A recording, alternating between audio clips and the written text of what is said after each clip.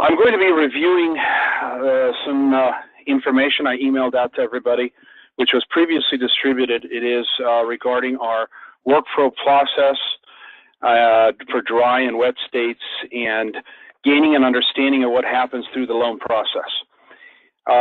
It's extremely important that everyone internally in the company, whether it's sales or operations, has a clear understanding of how loans flow through our system.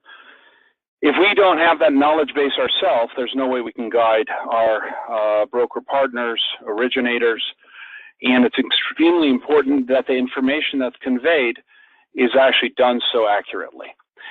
So with that being said, there's a couple of things I want to point out about the documents that have been sent out to you, and it's important for us to understand these general flow process documents as it pertains to as a standard. What am I saying with regards to that?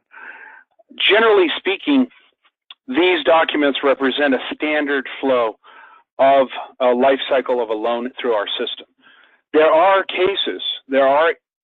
individual cases on certain loans that have certain complexities that they do fall out of that. However, we have to have some sort of an understanding of what we need to company happening on a file flow. And that's really what we're trying to convey here. Sort of a general standard of how things would generally flow, but understanding that there are cases and there are variations that happen depending on the file. For example, you'll find on both wet and dry states, you'll find that there are several places that we reference broker condition, submission review. Those are sort of ideal timelines or steps where we anticipate broker review, condition review. However, the reality is that sometimes it happens more than that. So there's no way for us when it comes to a diagram or a flow to be able to address all the possibilities. The two diagrams that you have and supporting documents you have behind them represent basically a flow difference between a dry and a wet state.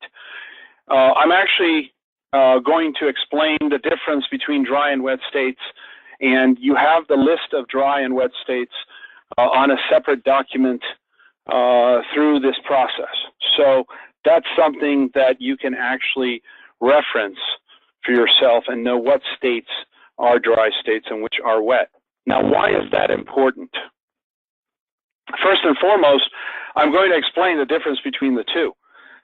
Dry states are referencing, the term dry and wet states reference actually wet signature, and that's really the key difference. It has nothing to do with weather. It has nothing to do with actually getting wet. It has to do with signature on loan documents. Effectively, in a wet state, what happens is that once loan documents are signed, the loan is committed by the lender to go to funding. In the case of obviously a refinance, as you all know, all primary refinances have a 3-day right of rescission. That does not apply to second home and investment properties, but all primary refinances have a 3-day right of rescission. So in a wet state, when I make the statement that the loan is committed to fund, in the case of a primary refi in a wet state, that doesn't necessarily happen until the 3 days are up. However, it does mean that when we do send out loan documents on a wet funding state, we're basically saying everything on the file has been completed and the loan is cleared to fund. We're giving the green light by sending loan documents out. As a result, everything that needs to happen on a loan in a wet funding state has to already have been taken care of. It has to have been signed off. You can't have anything pending in a wet funding state when you send out the loan documents. Compare that to a dry state, and obviously we live in a dry state. This is California. It's a dry funding state. It's a different story. We can go ahead and send out loan documents on California loans and have loan documents signed with conditions outstanding and the loan documents actually identifying at the time that the borrower is signing that there are some pages in the loan documents that say your loan is subject to 10 different conditions. So effectively, in a dry state, we don't have to have everything cleared in our file, and the loan is not as committed to or is not necessarily fundable, if you will, in a dry state. It doesn't have to be. In fact, by sending out loan docs ahead of time with all these conditions outstanding listed in the document package that the borrowers acknowledge and sign, if those conditions are not met in a satisfactory manner, we have no obligation to fund the loan. And in fact, all we have now are a set of loan documents that end up going into a shredder. So that's the essential difference in understanding that. Now, a lot of lenders in the marketplace historically in the last, as of the changes that took place after 2007, for simplicity purposes, have chosen to operate in a world where they treat everything, every state, every loan, like a wet funding state, because it's very difficult to have a flow for dry states and then have a separate flow for wet states for a company that does business nationwide. So it's become common practice in the marketplace that people now assume, even in California, that when you send out the loan documents, that you're ready to fund the loan. We do that as an accommodation. We do that as a service to the borrower, and it's actually more work for us because now we have to follow two systems side by side depending on the state and whether it falls into a dry and wet state. Why do we do that? Why would we send loan documents out ahead of time in a dry state without knowing that the loan is fully clear? It's done so that the timeline and the closing can actually happen properly, and we can be prepared by sending out the loan documents while we work on clearing the remaining conditions, so that by the time we clear the conditions, those loan documents have been signed and returned, and we can move forward in funding.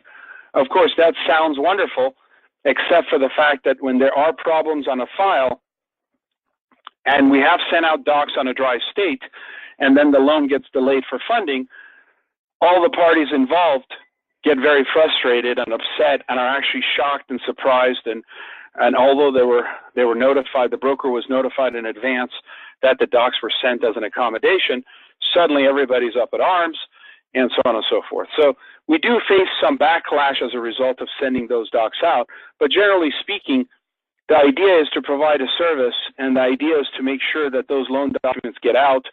The closing agent, the escrow, can actually prepare the signing, get that done, and concurrently, we're working in the background to clearing the remaining items on the file. So those are sort of the differences and why we even bother having two different systems. Now, there are some other factors that also will affect our diagram somewhat, but we tried not to include anything relating to compliance. As you know, or you should know, we offer a variety of programs that offer owner-occupied second home and investment properties. We only use the compliance, the TRID compliance requirements only when we have to on primary and second homes. We are a lender, and not all lenders do this, that we use the old good faith estimate on investment occupied loans. As such, the TRID loans have some compliance requirements, certain disclosures, some extra waiting periods that affect closing compared to a GFE loan. We don't address, that's the reason you don't see any reference on these diagrams to disclosures and waiting periods and so on and so forth. We're actually working on creating a diagram and information on this so that the compliance side of the flow can be seen and viewed in a separate document in order to gain an understanding of what compliance requirements are. That's why this flow has no reference to any kind of disclosures, timelines, and so on and so forth. The only time you see disclosures are really as part of the initial start of the loan in step 2 on both diagrams. When the file first is entered into our system, we send out initial disclosures. Depending on whether the loan is TRID or GFE, there are several other steps along the way that require additional disclosures but are not mentioned in these diagrams, once again. So I want to make sure everybody has a clear understanding of this process. Now, there are several things that you need to know which are very important that happen behind the scenes on all of our files that come in the door. There's two of them that are sort of these mystery departments, if you will, that people seem to always question, originators or broker partners, which is QC and due diligence. I will address and identify that, but those QC and due diligence reviews happen several times throughout the life of the cycle of a loan. And the reason is simple. And you'll see that on both diagrams. You'll see them reviewed, the file reviewed 2 times. We anticipate that the QC department and due diligence underwriting is done ideally at 2 separate times throughout the life cycle of a file. In many cases, it happens more than that. However, that's inefficient. Why do we have it reviewed ideally 2 times throughout the life cycle of a file? Very simple to understand. When the file is initially reviewed by due diligence or initially reviewed by QC, the file is generally not fully complete. So due diligence and quality control can't really be done 100%. The reason that we have them looking at the file after the file is in motion is simply to make sure that if there's any issues that needs to be addressed, they can add those conditions so that those conditions can be worked on sooner rather than later. However, there are cases where at the end of the file, towards the end of the file, conditions coming in raise additional questions, raise unanswered questions that have to be addressed depending on what conditions come in the file. So it's important to understand why we do it multiple times throughout the life cycle of a loan, and it's important to understand the motivation with that taking place. I do want to explain the terminology quality control compared to due diligence, because many people use these terms interchangeably. Our quality control at the present time is really meant to be geared towards fraud prevention, accuracy of data, and making sure that the representations made and the documentation that's presented in the file as submitted by the originators are legitimate and accurate. As you know, the ability to alter documents by borrowers, by originators, fairly simple. And the goal of the QC department is to make sure that everything that's provided is every information that's provided with regards to borrowers, employment, all of this information about them, the property, their occupancy, is legitimate and verified, and it makes good sense. Due diligence is a more focused approach on a second-level underwriting review to ensure that the team's review with regards to income, assets, credit, conditions requested are accurate based on the individual file. The reason that we need to have this secondary review is because unlike agency and government loans where everyone uses automated underwriting system, DU and LP, everything is manually underwritten on our loans. Non-QM, non-prime loans don't really have an AUS solution. Obviously, with manual underwriting, it's easier to make mistakes. And the purpose is to have different levels of review at different times of the life cycle of a file in order to ensure the file is properly documented and items that are coming up are properly addressed. So these are some key elements to understand with regards to these diagrams and the workflow. And I'm going to explain a couple of things with regards to the general workflow. And the essential difference, as I said, with regards to the wet and dry state file flow is very simple. In the case of the wet funding loans in the wet states, effectively, the docs and funding happen as the last step after everything else has cleared. In the dry state, the ability to send out loan documents and release loan documents to be signed happens without funding the loan. That's really the back end of the life cycle, is really the part that changes on a wet and a dry state. Other than that section, wet and dry states, the flow is identical. It's just a matter of a release of docs and funding the loan in a wet state compared to a dry state, which release of docs do not automatically guarantee funding. Going to the process of the front-end submission of a file, it's important to understand some key elements with regards to how we do business. As you all know, we have a separate wholesale portal that is used by sales, our wholesale sales team, and is used by our broker relationships to submit loans and to actually manage their pipeline, to submit conditions, to see notes made from the operations staff that's viewable to them, to see the documents that they've uploaded and how they've been handled, whether they're being used in the active part of the file, and to basically be able to identify estimated timelines for closing. The estimated closing dates that are in our system are basically critical to how we do business as a company, and those represent funding goal dates that are used by different departments in the company to plan resources, to plan focus on files, to plan fundings.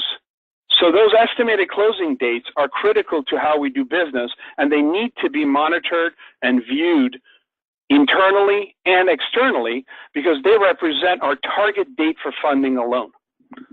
The operations staff internally and the team specifically are responsible in making sure that those dates are updated. The estimated closing date in the system is updated on a regular basis as it pertains to the loan, taking into consideration compliance days, taking into consideration the timeline for appraisals being received, the loan being locked, appraisals being received in a timely manner, appraisal reviews being received in a timely manner, on and on and on, and making sure that all of the back-end policies and procedures we have in place have adequate time in calculating the estimated closing date. So the teams are very much focused and need to be focused in making sure that those dates are analyzed closely, and this reasonability test is done on an ongoing basis based on where that file is at any given time, taking into consideration all of those issues, including but not limited to QC conditions and due diligence conditions and due diligence sign-off requirements that need to happen. That's the responsibility of the team members, the team leaders, and the account managers to ensure accuracy of those dates, because the other departments in the company depend on those estimated closing dates. Furthermore, that estimated closing date is available through the wholesale portal to be viewed by all parties.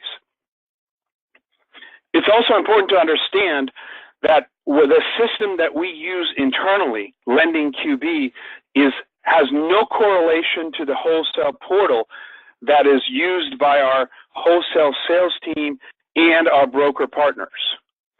The wholesale portal is a standalone, separate, customized system that's been developed as needed, and it's constantly evolving in order to have the most effective and efficient submission and pipeline management tool possible. As such, referencing the wholesale portal as Lending QB is actually inaccurate. It's important to understand that there's a data flow happening between these two systems that allow us to do what we do internally, but externally, there's only a wholesale portal that's being viewed and the tools that are available within that system in order for the parties to be able to manage their pipeline and help in the life cycle of a loan.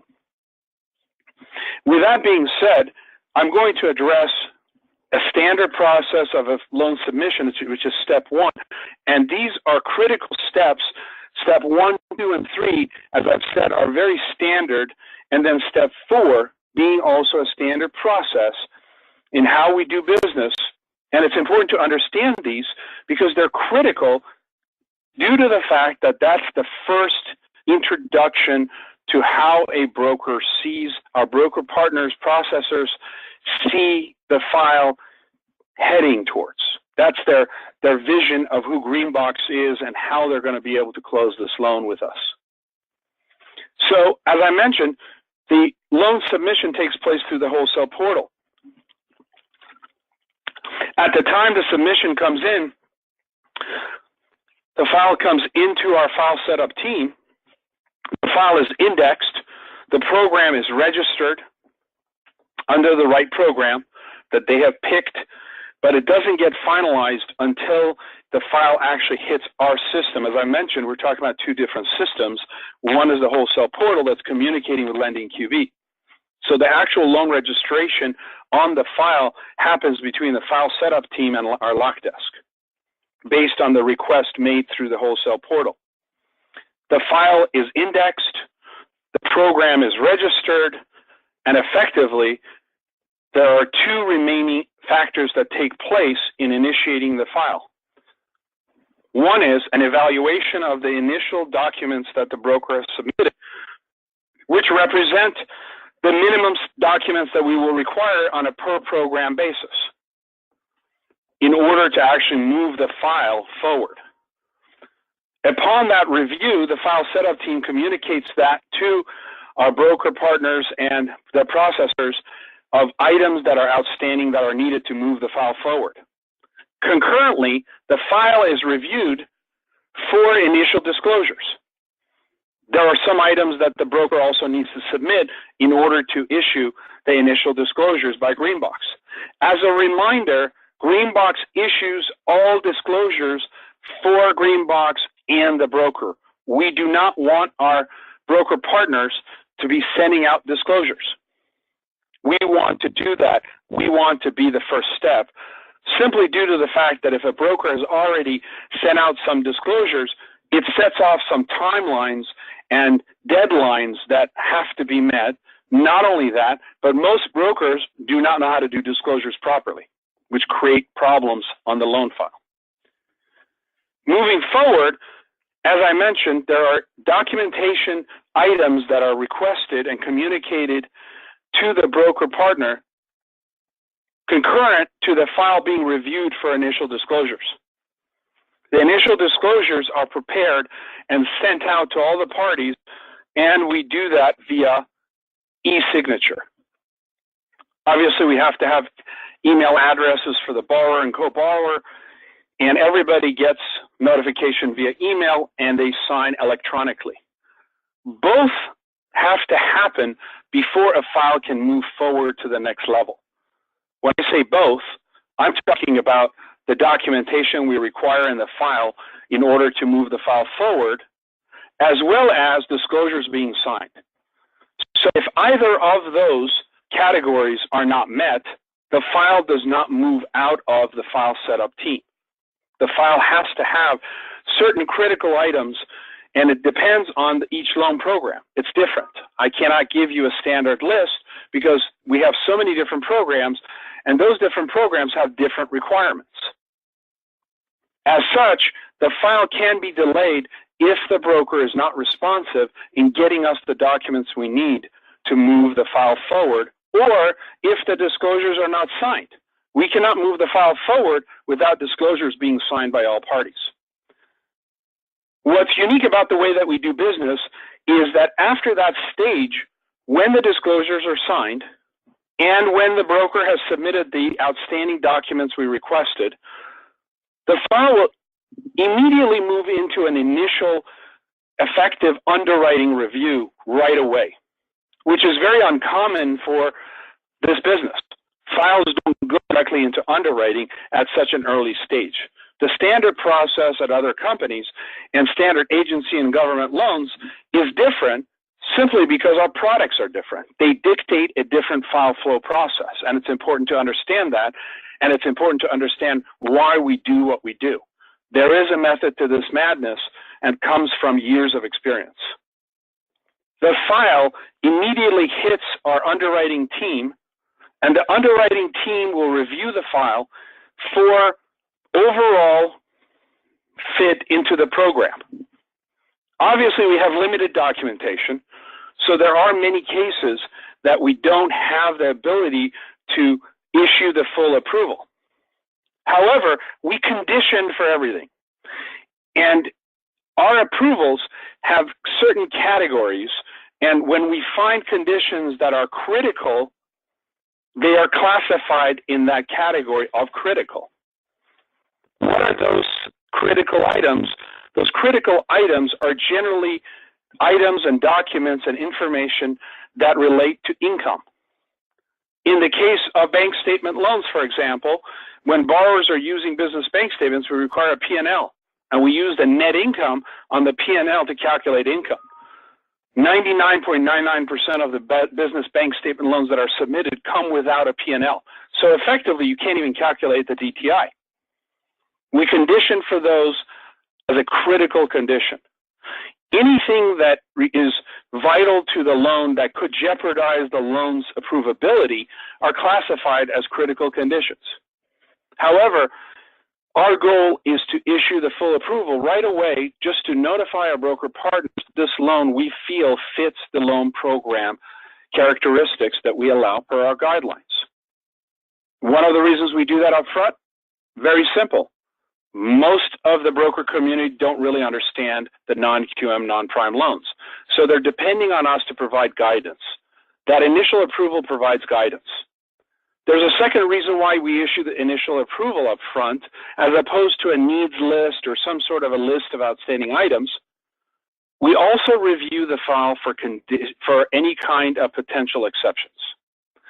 Any exceptions to the loan that are noted up front, that can be seen up front, are also identified as a critical condition. If we are not going to consider the exception, we will counter the loan.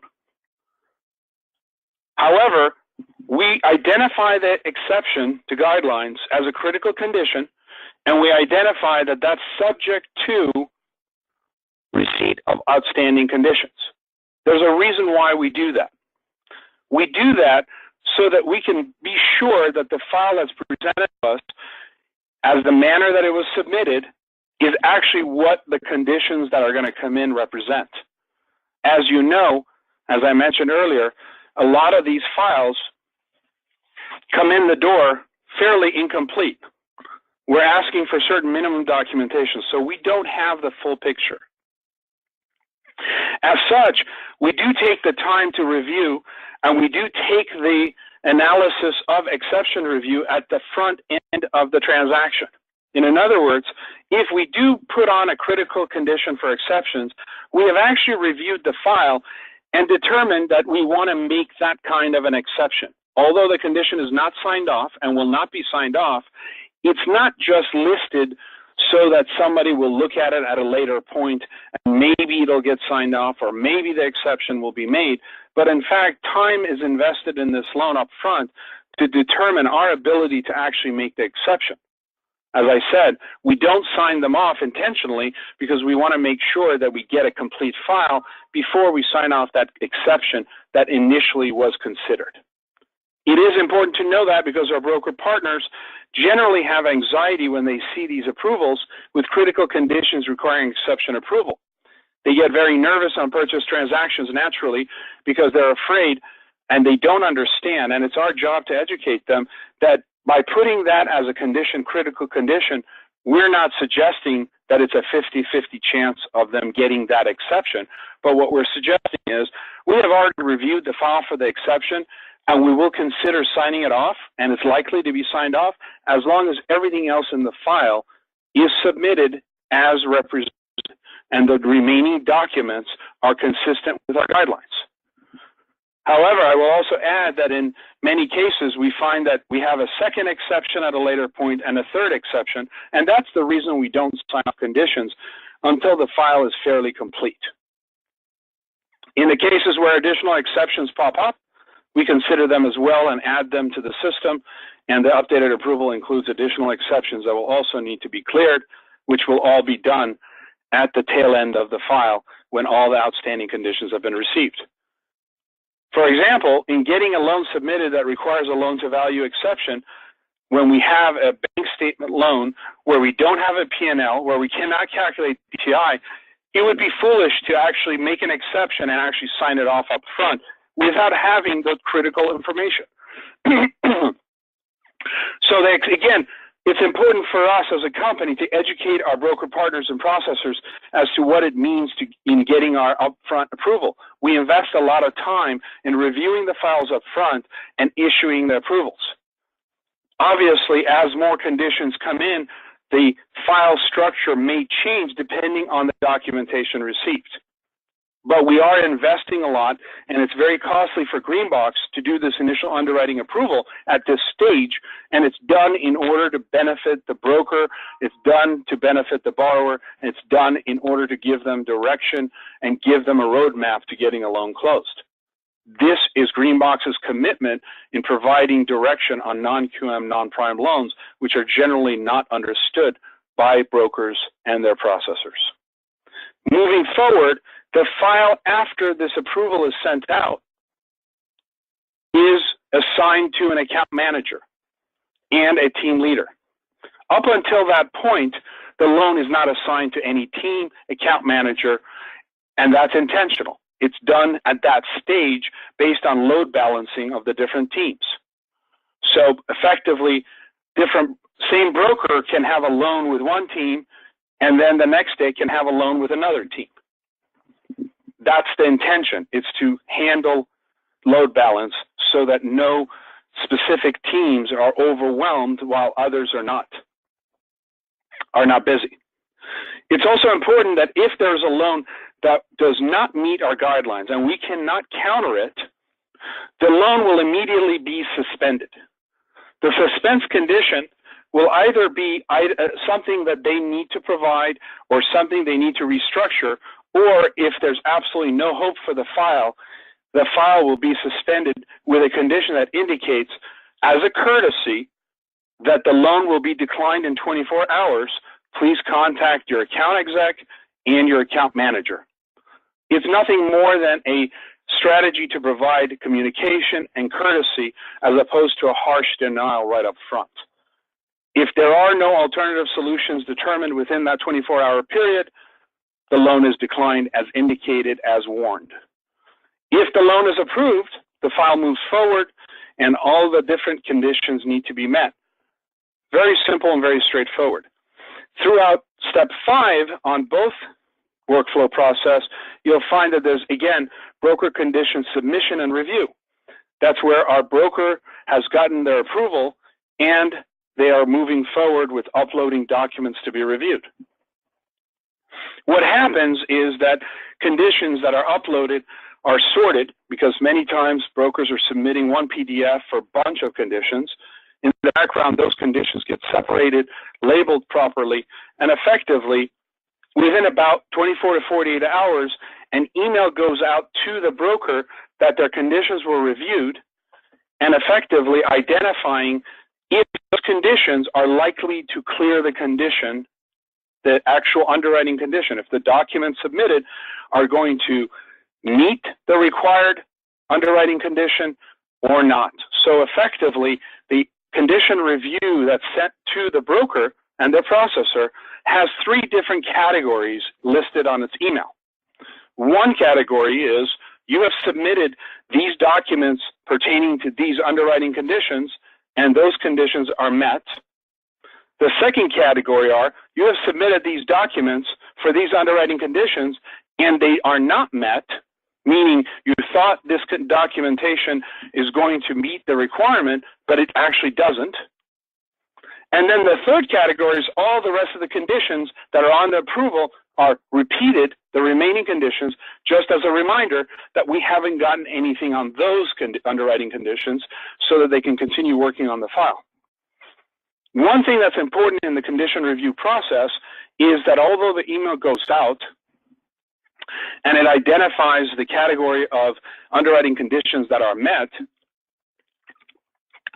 it is subject to team leader sign-off. So at the time the email is sent, the condition is going to still remain open on the portal and it's not signed off yet. The reason being is to provide as fast as possible direction and guidance to the broker and their processor on the likelihood of the conditions getting signed off based on what they have submitted, so that if they have conditions that they submitted, documents that they submitted that do not work, they can jump on it right away and work on it. The reason that those conditions may not be signed off by the team leader is very simple. In many cases, there could be just one or two conditions that they uploaded, and we're not going to have a team leader pull a file to sign off individual conditions one at a time. So it's between the team leader and the account manager, again, to determine at what point they're going to actually sign off the conditions in the system.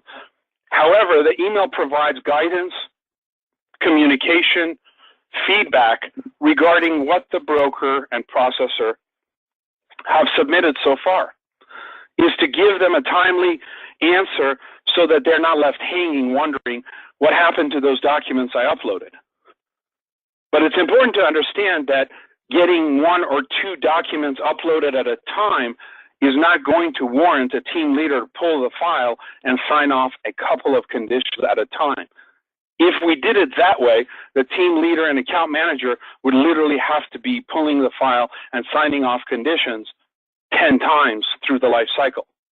That's very inefficient and it's very ineffective. It's a waste of time. So the email represents that implied understanding that these items that you sent, which ones of them work and which one of those documents don't work, so that they can go pursue the alternative documentation necessary. Moving forward past that stage, again, like I mentioned when we first started, this diagram on the workflow process represents what we believe to be a standard flow. However, some items may be taken out of order. For example, there are many cases where on purchase transaction, the borrower and the brokers, the originators and processors want to order the appraisal right away even before they have actually submitted any conditions to be cleared. In that case, step 5 and step 6 may actually be reverse. We do have many cases that immediately upon the disclosures coming in, brokers and their processors want to get that appraisal ordered in as fast as possible because they may have a short life cycle on the purchase transaction and need to make sure that the appraisals are returned and received in a timely manner.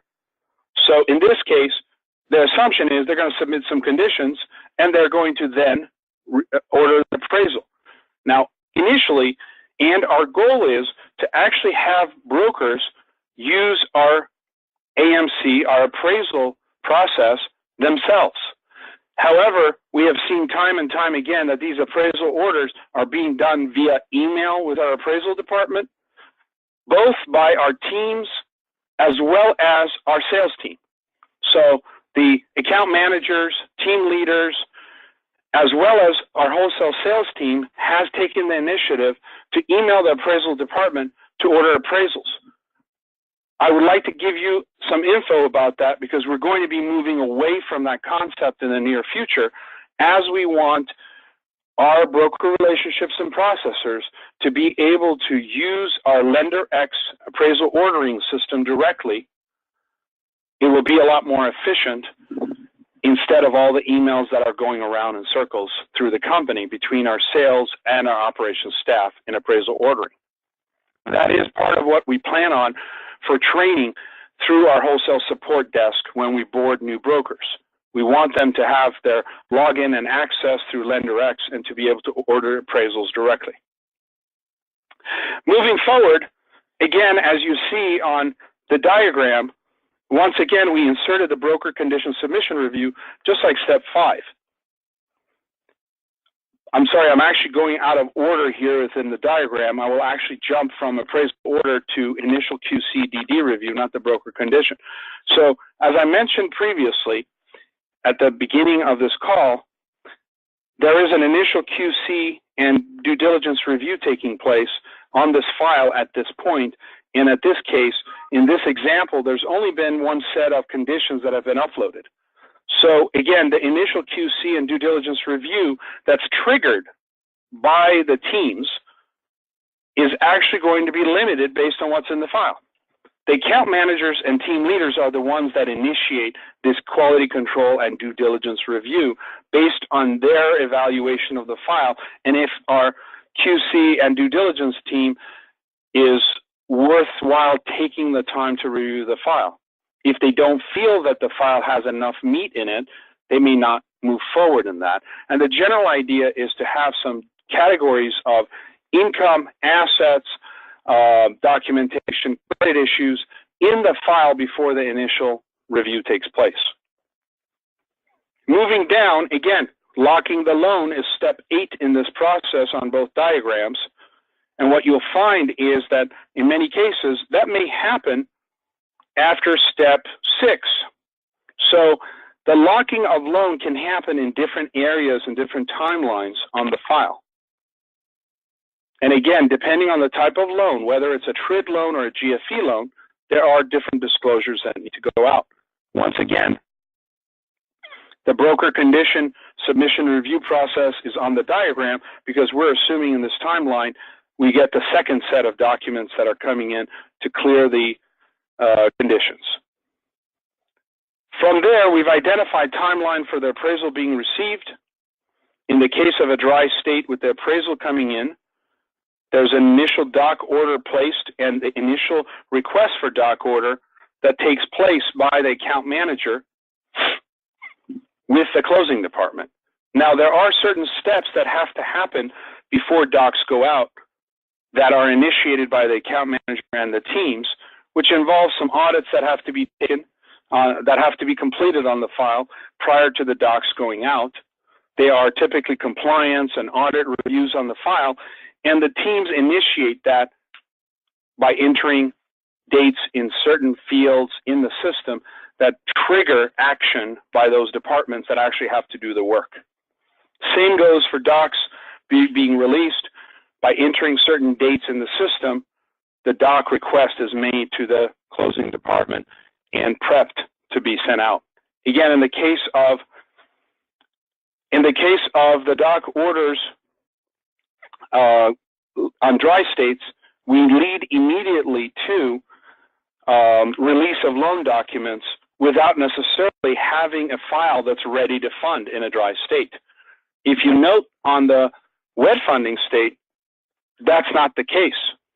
Once appraisal is reviewed, once appraisal is received, there are a series of tasks that have to take place in order for the file to actually be able to go out and the docs to be sent out accordingly. Going back to the dry state, once the docs are released, once again, we enter the broker condition submission review, meaning that now for the third time, we now have more documents to review. Again, same process with the email communication, same process that takes place with regards to giving the information via email to the brokers, what conditions work, what conditions that they submitted don't work. And then again, we're assuming under a normal scenario that we now have a file that's ready for a final due diligence and QC sign-off that need to take place.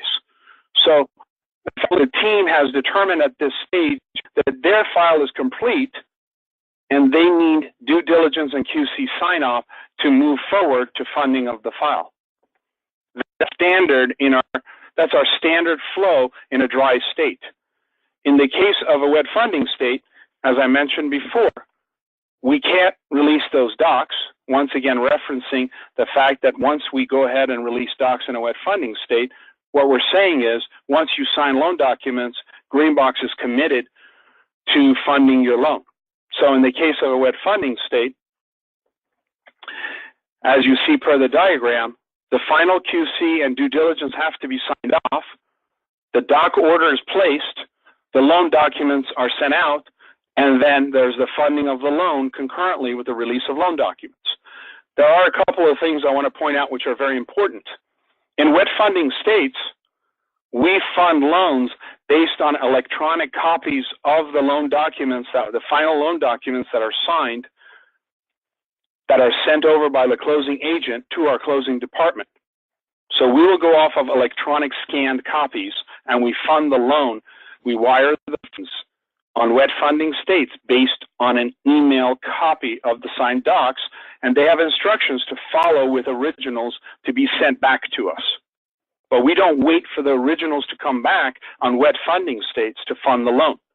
It's important to understand, in dry states, we require the originals to be returned to us before we're ready to fund the loan. So in a dry state, although we release docs early, one would think that we should be able to just fund the loan on a scanned copy, and that's not the case. So in dry states, those originals have to actually be back prior to Greenbox funding the loan. It's important to understand these high-level flow items and issues that I've described in our call today. The documents that are behind each of the diagrams provide a more detailed explanation and what's required. Please take the time to review those workflow details that have provided some expanded explanation with regards to each of the steps on both diagrams. With that being said, I want to thank you for being on this call. The call is ending now. Thank you.